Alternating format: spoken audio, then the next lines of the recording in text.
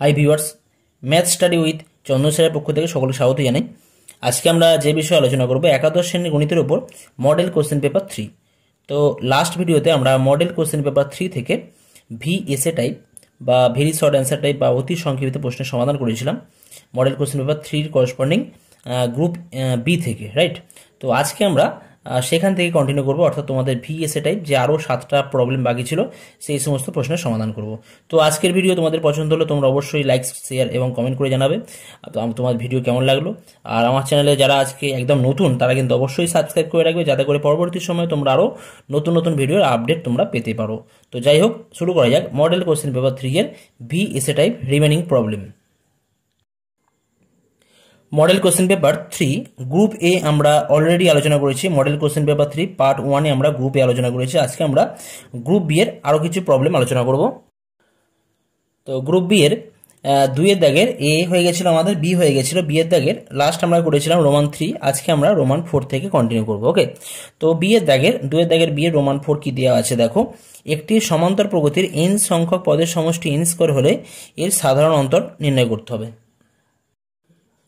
তো এখানে প্রথম কোশ্চেন কি দেওয়া আছে, একটি সমান্তর প্রগতির n সংখ্যক পদের সমষ্টি n স্কোয়ার, তাহলে সাধারণ অন্তর কত হবে নির্ণয় করতে হবে। তো আমরা কি করব, প্রথম একটি সংখ্যক পদের সমষ্টি কত হয় আমরা লিখব। n সংখ্যক পদের সমষ্টি যদি n স্কোয়ার হয়ে যায়, তাহলে n ইকুয়াল টু 1 এর জন্য আমরা কি বলতে পারি, এক সংখ্যক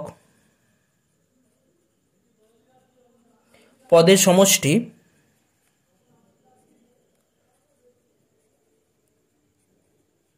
কত হবে 1 স্কোয়ার ইকুয়াল টু 1, অর্থাৎ প্রথম পদের সমষ্টি বা একটি সংখ্যক পদের সমষ্টি 1, অর্থাৎ তার মানে কিন্তু প্রথম পদ পেয়ে গেলাম 1। আচ্ছা, n ইকুয়াল টু 2 সমান দেখি, n ইকুয়াল টু 2 এর জন্য অর্থাৎ দুটি পদের সমষ্টি, দুই সংখ্যক পদের সমষ্টি কত হবে 2 স্কোয়ার। এখানে n স্কোয়ার ছিল, জাস্ট n এর জায়গায় 2 বসাচ্ছি, কত হবে 4 হয়ে যাচ্ছে। অর্থাৎ প্রথম পদ এবং দ্বিতীয় পদের সমষ্টি কত হয়ে যাচ্ছে 4 হয়ে যাচ্ছে। সুতরাং এখান থেকে আমরা পরিষ্কার বলতে পারি প্রথম পদ কত আছে 1 আছে, আর প্রথম পদ প্লাস দ্বিতীয় পদ ইকুয়াল টু কত 4 হয়ে যাচ্ছে। অতএব বলতে পারি দ্বিতীয় পদ ইকুয়াল টু কত হয়ে যাবে, দ্বিতীয় পদ ইকুয়াল টু হয়ে যাবে 4 মাইনাস প্রথম পদ। প্রথম পদ কত আছে 1 আছে, ইকুয়াল টু 3, অর্থাৎ প্রথম পদ কত 1 আর দ্বিতীয় পদ কত 3। অতএব সুতরাং বলতে পারি, সুতরাং নির্ণেয় সাধারণ অন্তর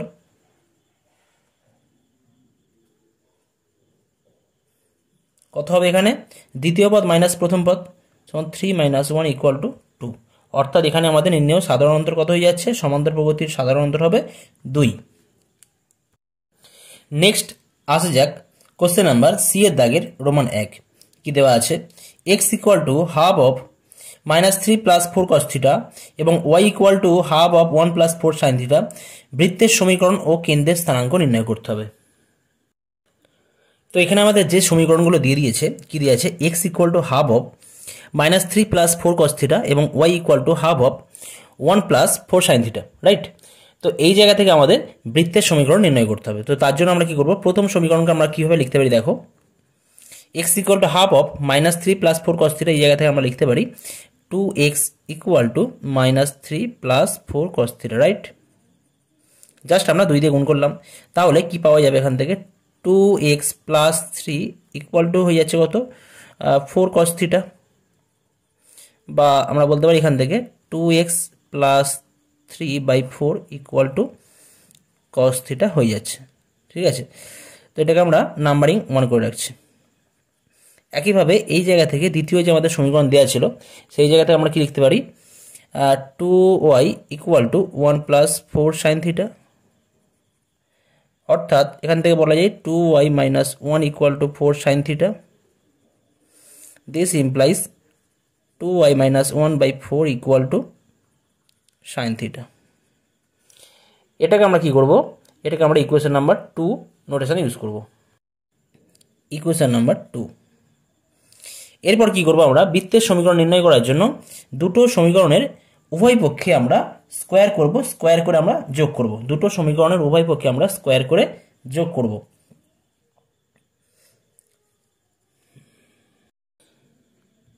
এক নম্বর ও 2 নম্বর সমীকরণের উভয় পক্ষে বর্গ করে এবং যোগ করে পাই।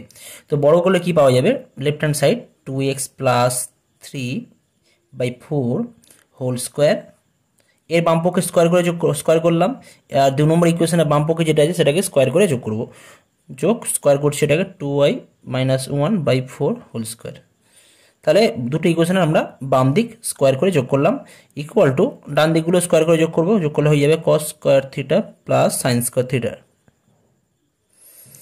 তাহলে এই জায়গা থেকে পাওয়া যাচ্ছে 2 স্কোয়ার করলে পেয়ে যাবো, আমরা পাবো এটা 2x plus 3 whole square by 16 plus 2y - 1 whole square by 16 equal to 1।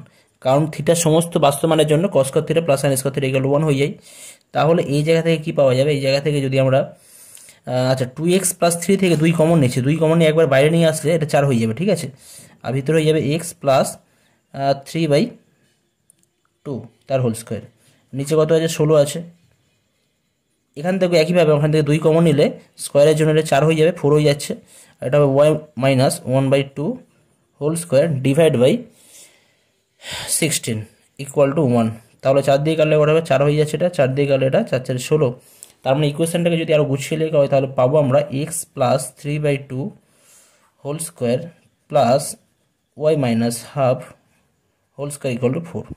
তাহলে এটা কি হয়ে যাচ্ছে আমাদের, তাহলে এখান থেকে আমরা কি বলতে পারি, নির্ণেয় বৃত্তের সমীকরণ কি হয়ে যাবে, x plus 3/2 whole square plus y - half whole square equal to 4, right. আচ্ছা, এখানে তাহলে বলা আছে যে কোশ্চেনে বলা আছে যে বৃত্তের কেন্দ্রের স্থানাঙ্ক নির্ণয় করতে হবে। কেন্দ্রের স্থানাঙ্ক আমরা কি বলতে পারি, নির্ণেয় বৃত্তের কেন্দ্রের স্থানাঙ্ক হবে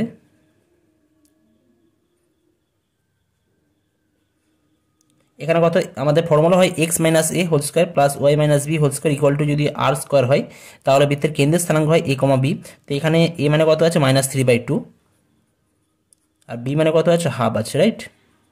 আর ব্যাসার্ধ আছে 2 স্কোয়ার, r স্কোয়ার মানে এখানে 2 স্কোয়ার আছে, তাহলে ব্যাসার্ধ হবে 2 হবে, রাইট। নেক্সট আসছি সি এর দাগের রোমান 2। রোমান 2 কি দিয়ে আছে দেখো, -3,4,1 ও 2, -3,2 বিন্দুদ্বয়ের সংযোজক সরলরেখাংশ কি অনুপাতে xz সমতল দ্বারা বিভক্ত হয়।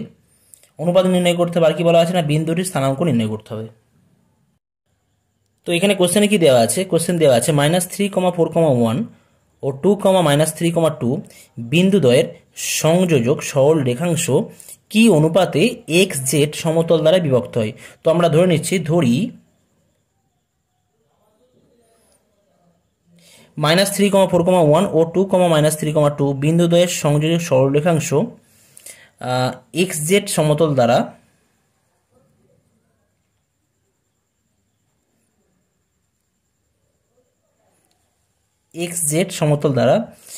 m/n অনুপাতে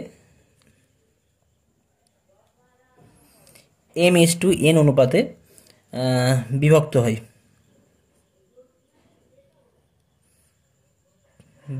হয়। এটা অন্তর্বিভক্ত ধরে নিচ্ছি আমরা, ঠিক আছে, অন্তর্বিভক্ত হয় পি বিন্দুতে,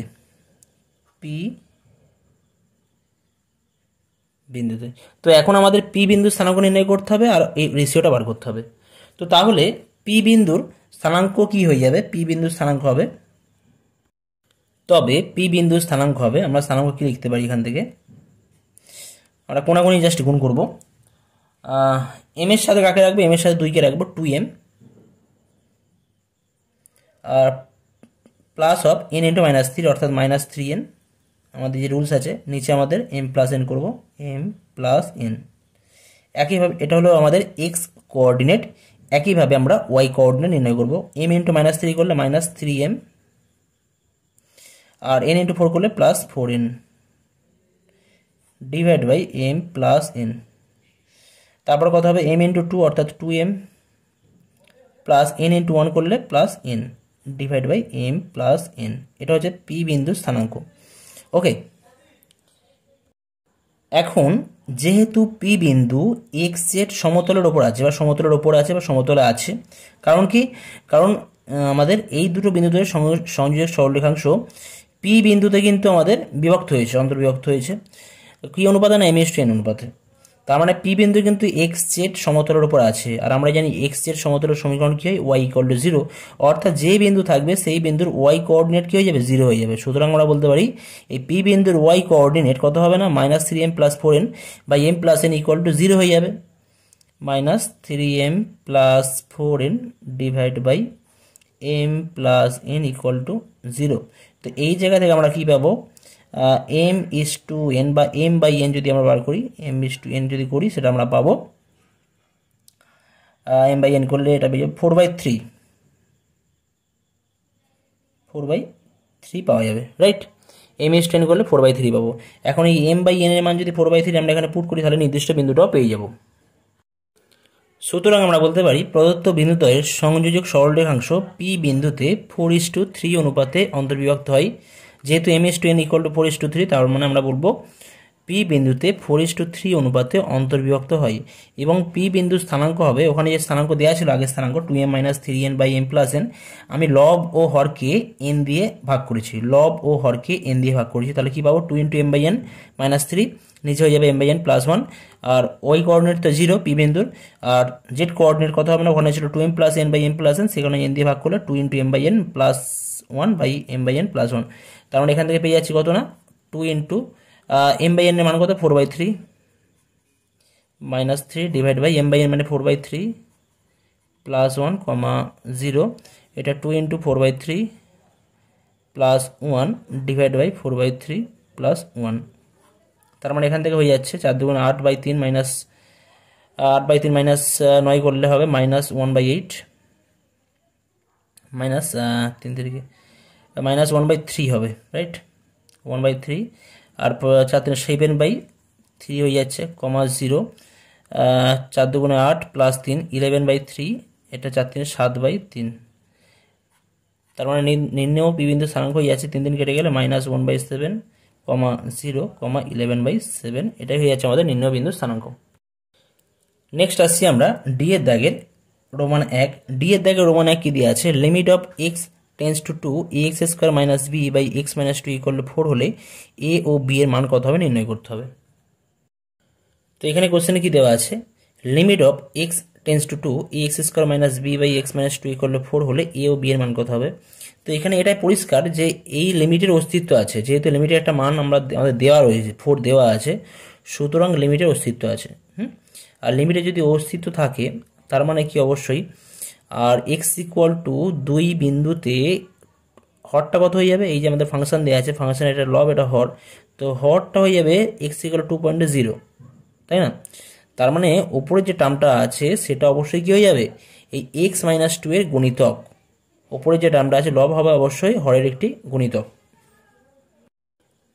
কি বলা হলো, স্পষ্টতই যেহেতু প্রদত্ত সীমার, এই যে সীমা দেওয়া রয়েছে সীমার অস্তিত্ব আছে, যেহেতু 4 দেওয়া আছে তার অস্তিত্ব আছে, এবং x = 2 বিন্দুতে x - 2 অর্থাৎ হর, এটা লব এটা হর 0 হয়ে যাচ্ছে, তার মানে হর 0 হলে তো অস্তিত্ব থাকবে না, যদি হরটা 0 হয়ে যায় তখন আমরা লিমিট বার করি তাহলে তো অস্তিত্ব থাকবে না, তার মানে হরের যে টার্মটা থাকবে সেই হরের টার্মটা লবের কোনো না কোনো একটা টার্মের সাথে কি হয়ে যাবে, ক্যান্সেল হয়ে যাবে, রাইট, আর লবের কোনো না কোনো একটা টার্মের সাথে ক্যান্সেল হয়ে যাবে। তার মানে কি ax² - b, এই যে লব যেটা রয়েছে লব অবশ্যই কি হয়ে যাবে, হরের গুণিতক হবে, লব কি হবে, হরের গুণিতক, অথবা বলতে পারি হর লবের একটি উৎপাদক হবে, লব হর কি বলতে পারি, অথবা বলতে পারি হর লবের একটি উৎপাদক হবে। তাহলে আমাদের সেই রিমাইন্ডার থিওরেম কি বলছে, যদি এত ফাংশন যদি এত উৎপাদক হয় বা গুণনীয়ক হয় তাহলে কি হয়ে যায়, অ্যাট x = 2 পয়েন্টে এটা কত হয়ে যাবে, এটা 0 হয়ে যাবে অবশ্যই, তাই না। সুতরাং কি বলতে পারি, x = 2 বিন্দুতে ax² - b = 0 হবে, অর্থাৎ কি বলা যায়, a × 2² - b = 0। তাহলে এখান থেকে কী পাওয়া যাবে 4a minus B equal to 0, তার মানে বি ইকুয়াল টু কত হয়ে যাচ্ছে 4a হয়ে যাচ্ছে। তাহলে এই রিলেশনটা আমরা পাচ্ছি। এখন এই রিলেশনটা আমরা এই লিমিটে বসালে কী পাই দেখি। অতএব limit of x tends to 2 a x square minus b এর জায়গায় যদি আমরা 4 ইউজ করি 4a বাই কত আছে আমাদের এক্স মাইনাস 2 ইকুয়ালটা আমাদের দেওয়া আছে 4 দেওয়া আছে। This implies limit of x tends to 2, এখান থেকে 4 কমন নিলে বা এ কমন নিলে কী পড়ে থাকবে x square minus 4, x square minus 4, নিচে কত আছে এক্স মাইনাস 2 আছে ইকুয়াল টু 4 হয়ে যাচ্ছে। তাহলে এখন এই জায়গা থেকে আমরা কী পাবো বলতে পারি এখান থেকে limit of x tends to 2 a into x minus 2 x plus 2, x square minus a square formula x plus a x plus 2 into x minus 2, x plus 2 into x minus 2 divide by x minus 2 equal to 4। তার মানে এই দুটো term cancel হয়ে যাচ্ছে।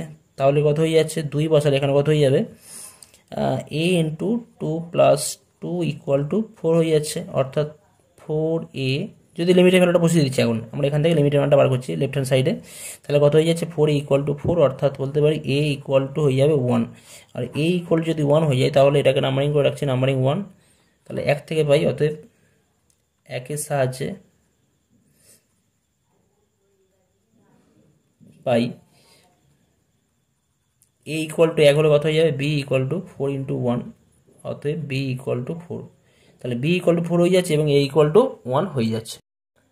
Next আসছি question number D এর দাগে Roman 2 কি দেওয়া আছে y equal to 1 plus cos 2x plus sine 2x divide by 1 minus cos 2x plus sine 2x হলে দেখাও যে dy dx equal to minus cos x square x হবে। তো এখানে কোশ্চেনে কি দেওয়া আছে y equal to 1 plus cos 2x plus sine 2x divide by 1 minus cos 2x plus sine 2x হলে দেখাও যে dy dx equal to minus কত আছে minus cos x square x আছে। ওকে, দেখাতে হবে এটা। তো এখান থেকে আমরা ডাইরেক্ট ডেরিভেটিভ করবো না, প্রথমে এটাকে আমরা সিম্পলিফাই করার চেষ্টা করবো। দেখো কীভাবে করতে পারি। This implies y equal to ত্রিকোণমিতিতে তোমরা ফর্মুলা করেছো, ফর্মুলা তোমরা জানো যে 1 plus cos 2x equal to কি হয় 2 কস স্কোয়ার x হয়, কারণ 1 মানে cos square x plus sine square x আর কস 2x মানে cos square x minus sine square x, তো sine square x sine square x cancel হয়ে গেলে এটা হবে 2 কস স্কোয়ার x হবে, রাইট। আর সাইন 2x কে তোমরা করতে পারো 2 সাইন x কস x, এটাকে আমরা এইভাবে লিখতে পারি, রাইট।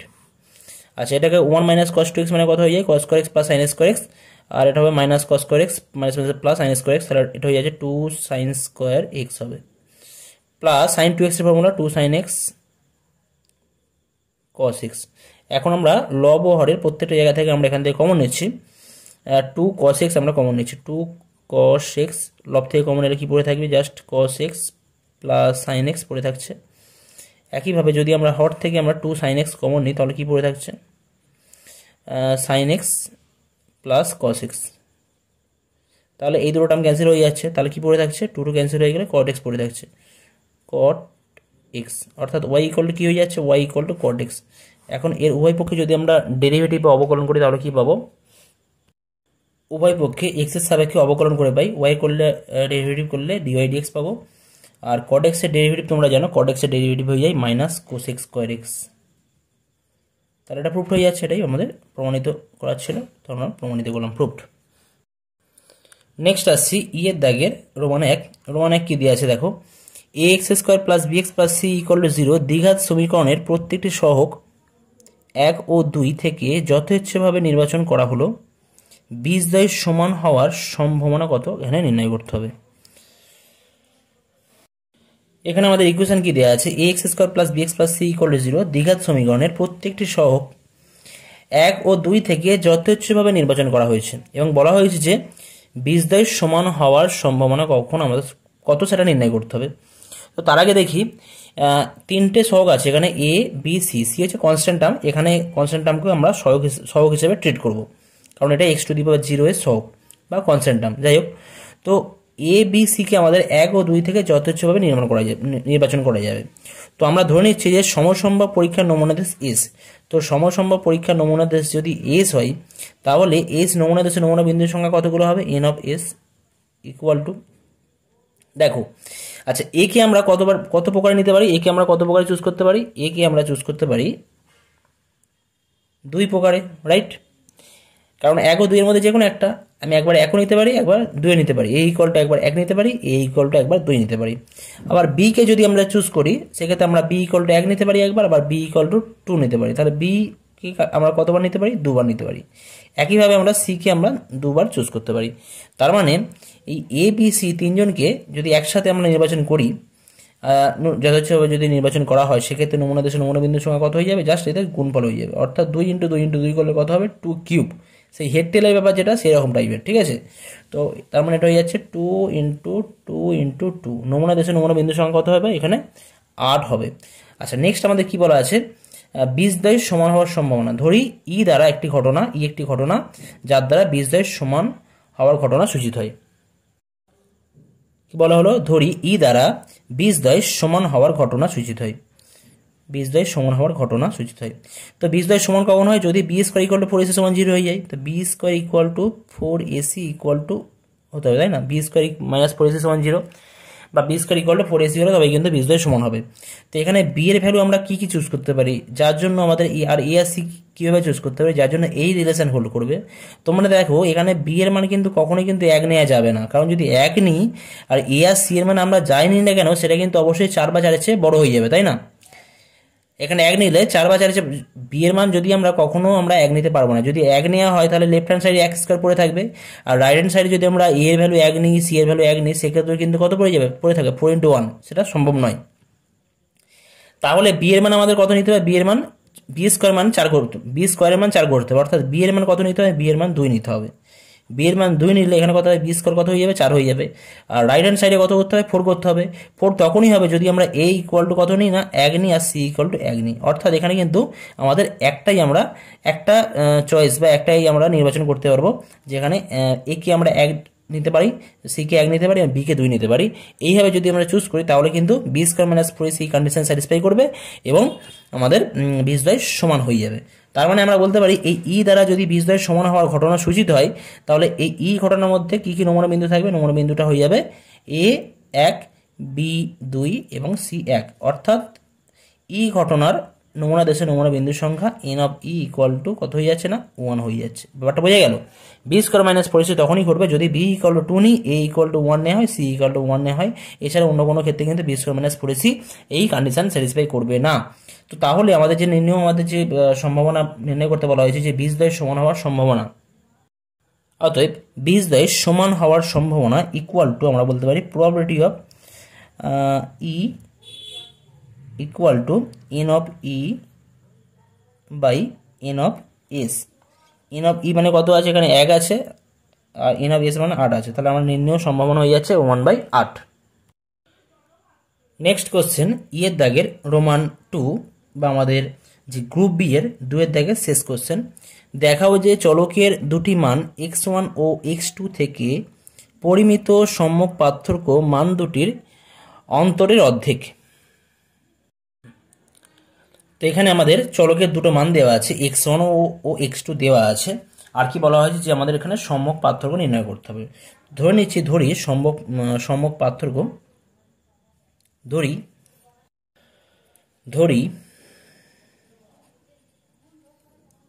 সম্মুখ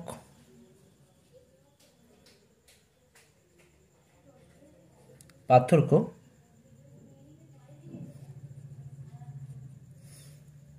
সিগমা, রাইট? তাহলে আমাদের ফর্মুলা ওয়াইজ কি বলতে পারি? সিগমা স্কোয়ার ইকুয়াল টু আমরা বলবো summation of x i square by n, i vary from 1 to 2। এখানে আই ইকুয়াল টু কত আছে না? I equal to 1, 2। I value একবার 1 নেওয়া হবে, একবার 2 নেওয়া হবে। মাইনাস কি হয়? Summation of x i by n এত এর হোল স্কোয়ার, রাইট? তো তাহলে যদি সামেশান যদি আমরা প্রথমে 1 নিই তাহলে কি হবে? x1 স্কোয়ার প্লাস সামেশানের জন্য প্লাস, তারপর কত হবে? x2 square. আর এন মানে কত আছে? দুটো পয়েন্ট আছে, এন মানে এখানে দুটো পয়েন্টের জন্য এখানে 2 হবে। মাইনাস এখানে কত হয়ে যাবে? সামেশান এক্স আই মানে একবার x1 প্লাস একবার x2 ডিভাইড বাই 2 এত এর হোল স্কোয়ার, রাইট?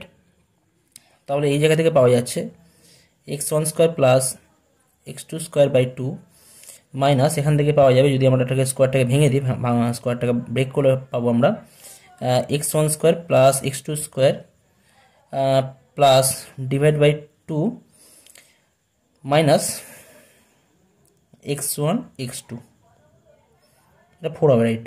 এটা 4 হবে, x1 x2। তাহলে এই জায়গা থেকে যদি আমরা সিম্পলিফাই করি তাহলে পাবো x1 square minus 2x1 x2 plus x2 square divide by 4, right?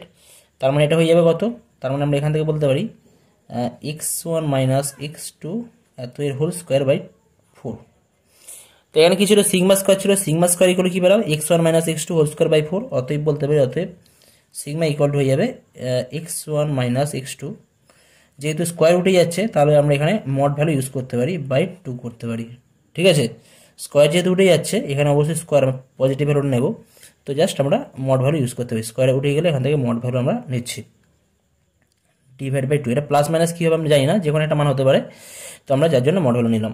তো তার মানে কি পেলাম? Sigma equal to mod of x1 minus x2 by 2, অর্থাৎ যে মানগুলো দেওয়া রয়েছে তাদের অন্তরের অর্ধেক হয়ে যাচ্ছে। এটা কিন্তু আমাদের প্রমাণ করতে বলা ছিল, যেটা প্রুফ হয়ে যাচ্ছে। তো আজকের ভিডিওতে আমি এই পর্যন্ত করলাম। পরবর্তী ভিডিওতে তোমাদের মডেল কোশ্চেন পেপার 4 নিয়ে আলোচনা করা হবে। তো আজকের ভিডিও তোমাদের পছন্দ হলে তোমরা কিন্তু অবশ্যই লাইক, শেয়ার এবং কমেন্ট করে জানাবে তোমাদের ভিডিও কেমন লাগলো। ওকে, তো থ্যাংক ইউ সো মাচ।